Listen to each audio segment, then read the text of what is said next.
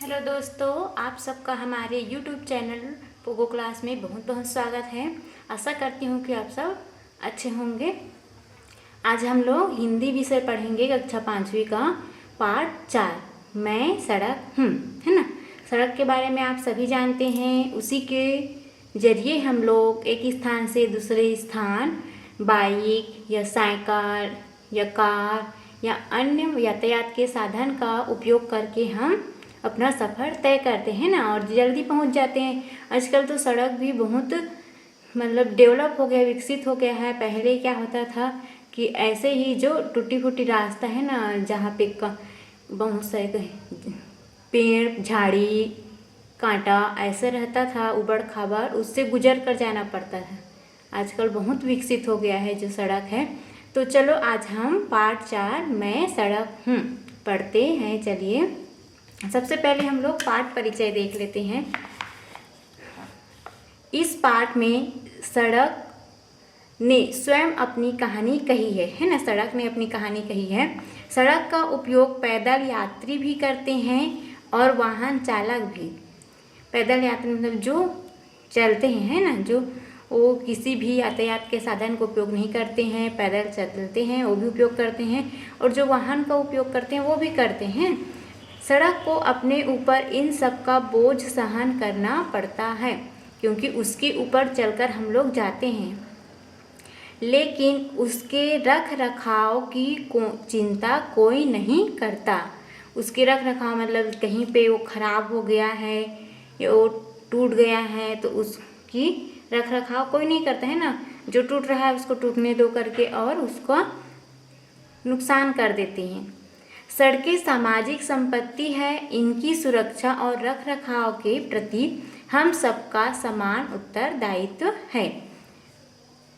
सामाजिक संपत्ति मतलब संसार में हम जितने भी प्राणी हैं वो सब उस सड़क का उपयोग कर सकते हैं।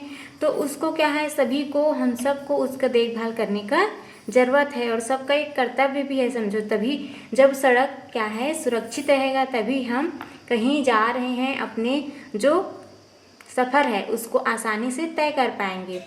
इसके साथ ही हमें यातायात नियमों को जानकर उनका पालन भी करना चाहिए ना। जैसे यातायात नियम मतलब आपको कौन से साइड में हमेशा चलना है और जो सिग्नल होता है उसका पालन करना है। इससे क्या होता है कि जैसे कार मोटर सब चल रहा है ना, तो एक्सीडेंट ना हो, इसलिए यातायात का नियम का पालन करना चाहिए। अब देखते हैं कि इस पाठ में हम क्या सीखेंगे। विराम चिन्हों का प्रयोग। विराम चिन्ह सब जानते हैं ना, पूर्ण विराम, अल्प विराम, अर्ध विराम, योजक चिन्ह, ये सब क्या है, विराम चिन्ह है। पर्यायवाची के बारे में सीखेंगे। विशेषण, विशेष्य, प्रत्यय और मौलिक लेखन के बारे में सीखेंगे। तो चलिए अब हम लोग पाठ पढ़ लेते हैं। सड़क जो है अपनी जो कथा है उसको कैसे बता रहे हैं। जी हाँ, मैं सड़क हूँ। मिट्टी, पत्थर और डामर से बनी सड़क जो है बता रही है कि मैं किससे बनी हूँ। मिट्टी से बना है, पत्थर और डामर से बना हुआ है। एक बड़े अजगर की तरह मैदानों, जंगलों, पहाड़ों के बीच से गुजरती हुई, है ना। अजगर जो है सांप का नाम है और वो बहुत बड़ा होता है। उसी के समान मतलब अपने आप को बताई है। जो सड़क है कहाँ कहाँ से गुजरती है, मैदान, जंगल, पहाड़ के बीच से गुजरती हुई चलती है। पेड़ों की छाया के नीचे से होकर मैदानों को पार करती हुई गांवों को शहरों से जोड़ती हूँ। पेड़ों की छाया मतलब सड़क के किनारे क्या लगा रहता है, पेड़, पेड़ की छाया है ना, नीचे से गुजर कर मैदान में से होकर जाती है, गांव से शहर की ओर जाती है, मतलब जोड़ती है गांव और शहर को। मेरी उम्र कितनी है यह मुझे भी याद नहीं।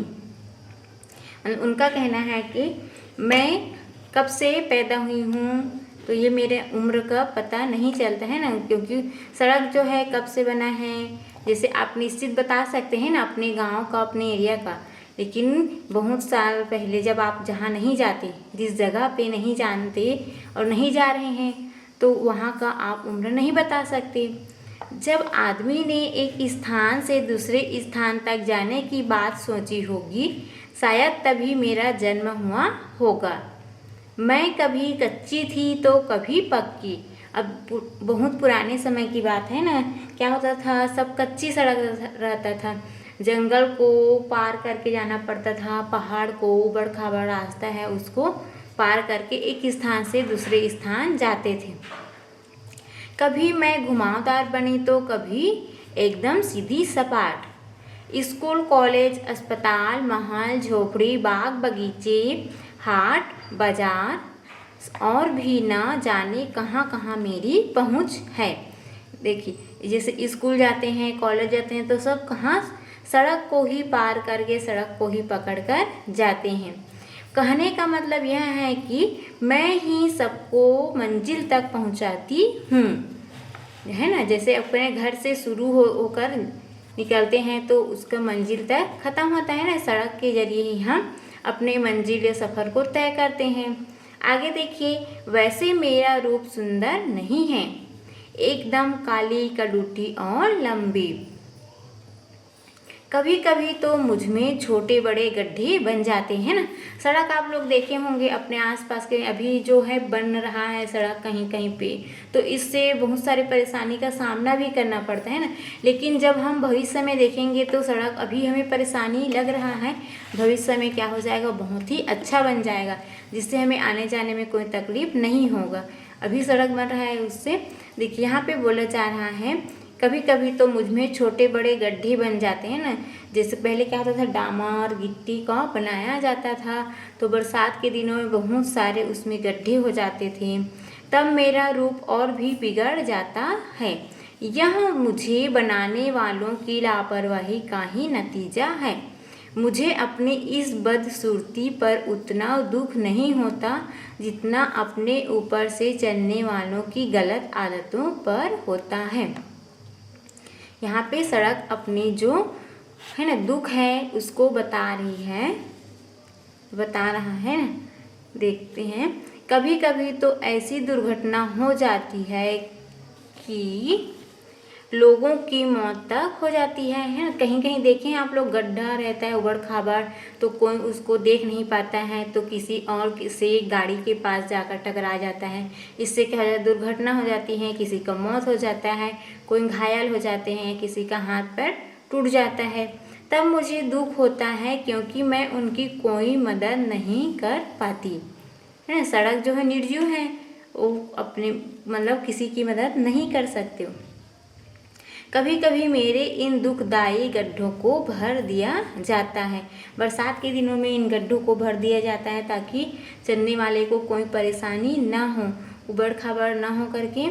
किसी फटे हुए कपड़े में लगी थेगड़ी पैबंद की तरह, जैसे कहीं पे कपड़ा जो है फट जाता है तो वहाँ पर छोटा सा कपड़ा जोड़कर सिलाई कर दिया जाता है ना, उसी के समान मेरी जो सड़क है उसमें क्या लगा दिया जाता है, थेगड़ी लगा दिया जाता है। यह मुझे तो अच्छा नहीं लगता, पर इससे चलने वाले को सुविधा हो जाती है, इसी से मुझे संतोष होता है ना। सड़क जो है अपना जो दुख है उसको बता रही है, उससे वो क्या हो जाती है, खुश हो जाती है कि चलो मेरे में पैबंद लगा है तो क्या हुआ, लेकिन चलने वाले को तो सुख मिल रहा है, मतलब उसको कोई किसी प्रकार की तकलीफ नहीं हो रहा है। ओ, ये ढेर सारा कूड़ा करकट किसने फेंका मेरे ऊपर। अब देखिए सड़क जो है आगे अपने और बता रही है, जो सड़क है वो उसी के ऊपर कोई कूड़ा करकट फेंक देते, जैसे हम लोग भी फेंक देते हैं ना। कितना बिगाड़ दिया मेरा रूप, अरे अरे मेरे ऊपर तो उस आदमी ने थूक ही दिया। देखो तो केला खाकर छिलका भी मेरी छाती पर फेंक दिया। देखिए सड़क में चलने वाले लोग क्या करते हैं, अधिकतर गाड़ी, साइकिल या बस, कार में चलने वाले लोग पाउच खाते रहते हैं ना, गुटखा खाते रहते हैं और क्या करते हैं, थूक देते हैं। कहाँ, सड़क पर थूक देते हैं। तो सड़क को क्या हो जाता है, बहुत सा गुस्सा आ जाता है और जो कूड़ा करकट है उसको फेंक देते। ऐसा नहीं करना चाहिए, कूड़ा करकट को किसी एक निश्चित स्थान पर फेंक देना चाहिए और उसे जला देना चाहिए या तो फिर उसको मिट्टी से पार देना चाहिए। देखिए छिलका भी मेरी छाती पर फेंक देते, केला खाकर कहाँ फेंक देते हैं, सड़क के ऊपर। देखो इसका नतीजा यहाँ पे पिक्चर में दिया गया है। तमीज नहीं है लोगों में, मन चाहे जहाँ थूक देते हैं, पर कहीं छिलके फेंक देते हैं। इसका क्या परिणाम होगा सोचते नहीं है ना, कहीं फेंक देते हैं और उसका क्या परिणाम होगा उसको नहीं सोचते। जैसे आप खाकर फेंक रहे हैं तो कोई और चलने वाले व्यक्ति अगर उस छिलका को नहीं देख रहा है तो क्या हो सकता है, वो गिर सकता है। ये देखिए यहाँ पे दिया है, अरे केले के छिलके पर पैर पड़ जाने से वह बच्चा तो गिर ही पड़ा। देखिए गिर गया, उसे बहुत चोट आई होगी। गिरने से उसको क्या आया होगा, चोट आया होगा। पता नहीं लोगों को कब अकल आएगी कि कूड़ा करकट सड़क पर ना फेंके, कूड़ेदान में फेंके। कहाँ फेंकना चाहिए कूड़ा करकट को, कूड़ेदान में फेंकना चाहिए। इससे सफाई भी रहेगी और दुर्घटनाएं भी नहीं होंगी। त्योहारों, मेलों और शादियों में मेरी शोभा बढ़ जाती है, मेरे आसपास सफाई हो जाती है। अब त्यौहार आता है तो सब क्या करते हैं, अपने आसपास के एरिया को साफ सफाई करते हैं। शादियों में भी तो क्या हो रही, सड़क मेरी जो शोभा है वो बढ़ जाती है। दोनों किनारों पर रोशनी की जाती है। मेलों व उत्सवों के समय अनेक प्रकार की वस्तुओं से दुकानें सजाई जाती है। काफ़ी चहल पहल होती है, सभी लोग खुश नज़र आते हैं। मुझे खुशी होती है अपने नज़दीक यह रौनक देखकर। सड़क के आसपास को क्या किया जाता है, सजाया जाता है। तो क्या हो जाते हैं, जो सड़क है वो खुश हो जाते हैं, क्योंकि उसको क्या किया जाता है, पूरा साफ किया जाता है ना कचरा को, और उसे सजाया जाता है। वह बच्चे लाइन बनाकर कहाँ जा रहे हैं, अरे हाँ 26 जनवरी आने वाली है ना, उन्हें परेड में भाग लेना होगा। क्या आने वाली हैं, 26 जनवरी में क्या करते हैं, सब प्रभात फेरी निकलते हैं। तो इसी कारण क्या हो गए हैं, खुश हो गए हैं बच्चे हैं। और क्या करते हैं, लाइन से जा रहे हैं झंडा फहराने के लिए, उसको परेड बोलते हैं ना, उसी की तैयारी के लिए जा रहे हैं। जब ये छोटे छोटे बच्चे साफ सुथरी पोशाक में कदम से कदम मिलाकर चलते हैं तब मुझे बहुत अच्छा लगता है। किसको अच्छा लगता है, सड़क को, है ना, क्योंकि क्या करते हैं, उसी के जरिए बच्चे, नन्हे मुन्ने बच्चे परेड करने के लिए जाते हैं। ये बच्चे देश के नागरिक बनेंगे, मुझे इन्हीं से आशा है। ताकि क्या करेंगे, मेरी साफ सफाई करेंगे, सुरक्षा करेंगे। इसी कारण क्या बोल रहे हैं, मुझे इन्हीं से आशा है। मेरे बाजू में खड़े इन हरे भरे पेड़ों की छाया मुझे बहुत अच्छी लगती है। सड़क के आसपास क्या लगाया जाता है, पेड़ लगाया जाता है, तो उसकी जो आसपास छाया है वो बहुत अच्छे लगते हैं। इसको, सड़क को, हमको भी अच्छी लगते हैं ना। गर्मी के दिनों में ठंडा ठंडा हवा आता है। गर्मी के दिनों में पैदल चलने वाले को भी इनकी छाया में आराम मिलता है। आम जामुन तो अपने फलों से लोगों को आनंद देते हैं, बच्चे तो इनकी ओर दौड़े चले आते हैं। आम और जामुन का जो पेड़ है वो गर्मी के दिनों में फलते हैं और खूब खाने में मज़ा आता है ना। बच्चे तो इनकी ओर मतलब दौड़े चले जाते हैं, मतलब उनको खूब पसंद रहता है, तो वो खाने के लिए आगे बढ़ते जाते हैं। खेलते कूदते आपस में बांट कर फलों का स्वाद लेते इन बच्चों को देखकर मुझे कितनी खुशी होती है, क्या बताऊं।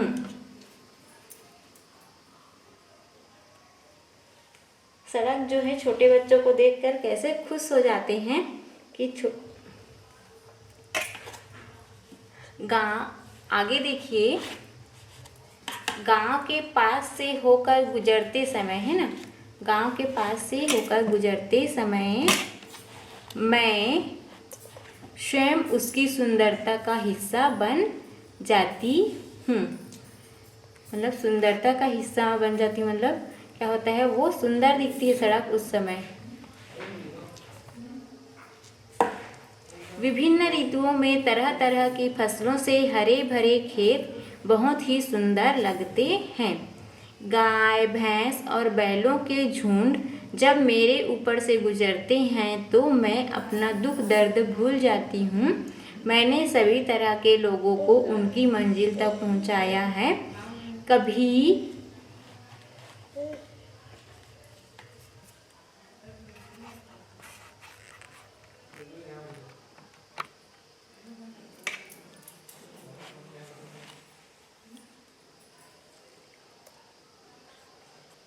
मैंने सभी तरह के लोगों को उनकी मंजिल तक पहुंचाया है। कभी कुछ थके हारे धीमे कदमों की आहट मैंने सुनी है ना। जो जैसे यहाँ पे पिक्चर में हम देख सकते हैं, एक बच्चा स्कूल जा रहा है और ये रिक्शा चालक है और ये स्कूटर, ये बस सब इसी सड़क से होकर अब एक दूसरे से गुजरते हुए एक स्थान से दूसरे स्थान जा रहे हैं अपनी मंजिल को पूरा करने। वैसे ही जो गाय, भैंस, बैल है वो भी क्या करते हैं, वहाँ से गुजर कर जैसे चारा चरने के लिए कहीं जंगल कहीं खेत में जाते हैं। तो जो सड़क है वो बोल रहे हैं कि मैं सबको उसकी मंजिल तक पहुँचाता हूँ, है ना, पहुँचाया है वो। अब देखिए, धीमे कदमों की आहट मैंने सुनी है तो कभी तेजी से चलते हुए उत्साहित कदमों की धमक। अब देखो कहीं कहीं पे क्या होता है, धीमा धीमा चलते हैं कोई और कोई उत्साहित है ना, तो दौड़ कर चलते हैं, तो उसी को बोल रहे हैं तेजी से चलते हुए उत्साहित कदमों की धमक। इससे परेड में चलने वाले बच्चे तेजी से चलते हैं। चाहे जो भी मेरे ऊपर से होकर गुजरे, मैं सबके दुख सुख में उनके साथ शामिल हो लेती हूँ। दुख और सुख तो जीवन में आते जाते रहते हैं, पर तुम्हें उसकी परवाह न करते हुए चलते रहना चाहिए, है। यहाँ पे सड़क जो है एक शिक्षा दे रही है कि सुख और दुख जीवन में आते जाते रहते हैं ना। कभी सुख आया तो कभी दुख आया, तो हमें उसकी चिंता नहीं करना है और आगे बढ़ते चले जाना है। जैसे चरावेती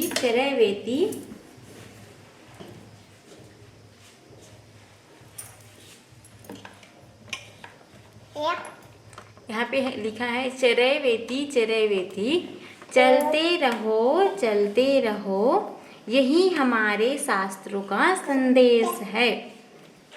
अभी अभी मेरे ऊपर से होकर एक वाहन गुजरा, क्या तुमने भी उसमें बजता हुआ यह गीत सुना? रुक जाना नहीं तो कहीं हार के, कांटों पे चल के मिलेंगे साए बहार के। पे गीत चला, वहाँ पे एक क्या है, गीत जो है शिक्षाप्रद है, मतलब शिक्षा देता है कि हमें हमेशा चलते रहना है, रुकना नहीं है हार के, है ना। कहीं पे अगर कहीं हार मिली तो रुकना नहीं है, थोड़ा सा निराश होकर फिर से आगे बढ़ जाना है। कांटों पे चल के मिलेंगे, मतलब कहीं संघर्ष करना है, चुनौतियों का सामना करना है, उसके बाद हमें क्या मिलेंगे, अच्छे दिन मिलेंगे और हमारा काम सफल होगा। मेरा भी संदेश तो यही है। सड़क भी बोल रहे हैं कि मेरा संदेश यही है। देखो ये सड़क जो अपनी कथा है उसको बताया गया है। तो आप सब बच्चे क्या करेंगे, सड़क के जो है देखभाल करेंगे, उसका केयर करेंगे, है ना, क्योंकि वो हमें हमारी मंजिल तक पहुंचाता है। तो चलो आज हम लोग क्या देख लेते हैं, शब्दार्थ। यहाँ पे देखिए, सीधी सपाट मीन्स क्या है, सीधा समतल। परेड मतलब होता है कवायद, और मौत मीन्स होता है मृत्यु, और मंजिल मीन्स होता है लक्ष्य। दुर्घटना मीन्स होता है बुरी घटना। निर्दोष मीन्स होता है जिसका कोई दोष ना हो। घुमावदार मीन्स होता है जिसमें बार बार मोड़ आए। इतिहास मीन्स होता है वर्षों पुरानी घटनाओं का विवरण। इसको आप लोग पढ़ेंगे, है ना। अब हम लोग नेक्स्ट वीडियो में प्रश्न और अभ्यास देखेंगे। बाय बाय बच्चों।